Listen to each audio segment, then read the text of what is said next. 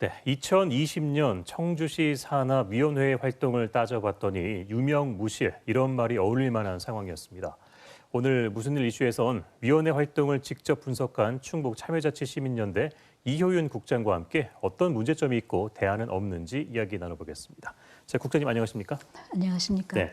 자, 먼저 이런 자치단체 산하위원회가 원래 어떤 목적으로 만들어진 건가요?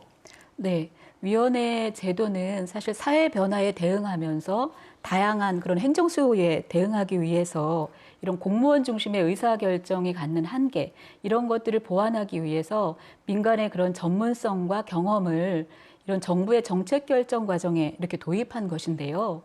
이런 과정을 통해서 이제 정부는 정책 결정에 대한 정당성이나 시민적 지지를 이렇게 확보하게 되고요. 그러면서 이제 행정의 안전성과 지속성을 이렇게 유지하게 하는 그런 제도입니다.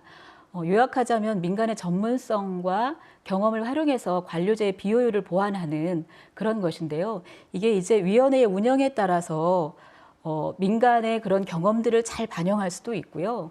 또 형식적으로 운영한다면은 이 민간위원이 들러리라고 느낄 수도 있기 때문에 사실은 어떻게 운영하는가가 가장 중요합니다. 예, 뭐 잘만 운영이 된다면 행정에 분명히 도움이 되는 부분이 있을 텐데 발표하신 내용 보니까 여러 가지 문제점이 드러났습니다. 가장 큰 폐해단 어떤 점이었나요? 네. 이제 매년 청주시 의회에 그 시민참여 제도 이행 평가 결과를 이렇게 제출하는데요. 거기에 이제 위원회와 관련돼서 이렇게 살펴보게 되면은 보통 위원 수하고 회의 개최, 수를 중심으로 이렇게 정리만 돼 있습니다. 실제 위원장이 민간인인지 공무원인지, 또 회의는 대면으로 했는지 서면으로 했는지, 또 위원회가 기능과 역할에 맞게 운영을 했는지 이런 자료가 전혀 없는 거죠. 그래서 위원회 구성과 관련돼서 이런 질적인 부분이 점검되지 않는다는 것, 이것이 가장 큰 문제입니다. 예, 양적으로만 많이 늘려놓은 듯한 그런 느낌입니다. 일반 시민들이 접근하기도 쉽지 않은 구조예요. 사실 이런 위원회가 있다라는 거를 아는 분들이 많을 것 같지도 않은데 이런 폐쇄적인 운영도 문제가 되겠죠? 네, 그렇습니다. 이 위원회 운영과 관련돼서는 청주시에 두 개의 조례가 있습니다. 시민참여 기본 조례하고 위원회 설치 운영 조례가 있는데요. 이 두 조례를 보게 되면은 비공개 사유가 없는 한 회의 내용과 결과를 공개하도록 되어 있습니다. 근데 그동안에 이제 청주시가 이 회의 내용과 결과를 공개하지 않다가 작년 5월에 처음으로 이제 청주시 홈페이지에 위원회 회의 결과를 공개하는 페이지를 만들었는데요. 예. 5월부터 회의 결과를 게시하고 있는데 34개밖에 안 됩니다. 게시글이. 그러다 보니까 2020년도에 청주시 위원회 회의가 700회가 열렸는데요.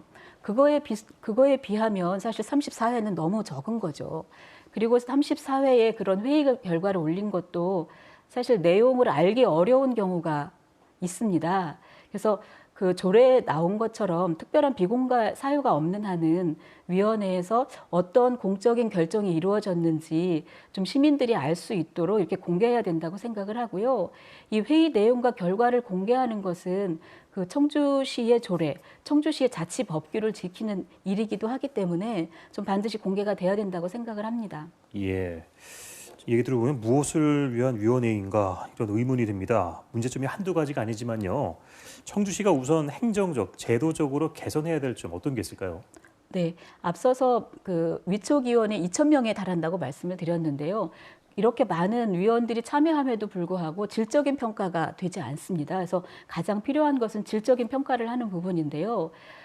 청주시가 위원회를 어떤 관점으로 운영하고 관리하는지, 또 위원회에 참여는 어떤 행정 과정에서 참여가 이루어지는지, 또 민간위원은 어떻게 추천되고 또 참여는 수월한지, 또 회의 결과가 나오면 반영되고 이것이 다시 환류되는지, 또 위원회에 참여하는 위촉위원들은 어떤 자부심을 느끼면서 하고 있는지 아니면 들러리로 이렇게 생각을 하는지 좀 이런 위원회 운영 전반을 조사해서 이를 토대로 개선해 나가는 것이 필요합니다.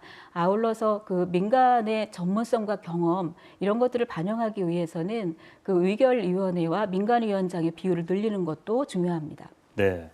이번 조사 결과를 바탕으로 집행부뿐만 아니라 청주시 의회에도 제언을 해주셨죠? 네. 청주시 의회가 청주시에 설치된 위원회와 관련해서 좀 제대로 그 점검만 한다면 사실 상당 부분, 많은 부분 개선이 될 수 있습니다. 시의회에 제출하는 그런 시민참여제도 결과와 관련해서 그 위원회가 포함이 되어 있는데요. 시민참여 기본조례에 근거해서 이 위원회가 제대로 구성하고 운영하는지 또 민간위원회 참여가 적절하게 이루어지는지 좀 이런 질적인 부분까지 이 이행평가 결과에 이렇게 담고 점검한다면 상당 부분 개선될 수 있습니다. 적어도 청주시 의회가 제정한 그런 자치법규라면 그 청주시가 잘 지키고 있는지 좀 제대로 점검하는 것이 필요합니다. 네. 자, 다시 첫 질문으로 돌아갈 것 같은데요. 근본적으로 이 위원회에 대한 개념도 다른 방식으로 좀 접근을 해야 할 것 같습니다. 네. 이 위원회를 좀 협치의 관점에서 인식하고 운영하는 것이 필요하다고 생각을 합니다. 이 청주시가 위원회를 어떤 관점에서 좀 바라보고 운영하는지에 따라서 사실 2천여 명의 위촉직 위원들이 이런 역량을 발휘하면서 자부심을 느낄 수도 있고요. 또 들러리였다고 생각하면서 자괴감을 느낄 수 있습니다. 또한 이제 행정부서 같은 경우도 민간 협치의 관점으로 인식할 수도 있고 굉장히 불편한 과정으로도 인식할 수 있는데요. 이것은 청주시가 위원회에 대해서 어떤 인식을 갖고 있는가에서 출발하는 부분입니다. 그래서 청주시가 지금 뭐 수계민주주의가 논의되고 있기도 한데요. 청주시가 그저 형식적으로 그 위원회를 운영한다면 사실 시민들의 불만과 실망이 커지게 될 것입니다. 그렇기 때문에 청주시가 협치적 관점에서 위원회를 구성하고 운영해야 된다고 생각을 합니다. 네, 이번을 계기로 전체적으로 점검을 한번 해봤으면 좋겠네요. 네, 오늘 말씀 고맙습니다. 감사합니다. 네, 지금까지 충북 참여자치 시민연대 이호윤 국장과 함께했습니다.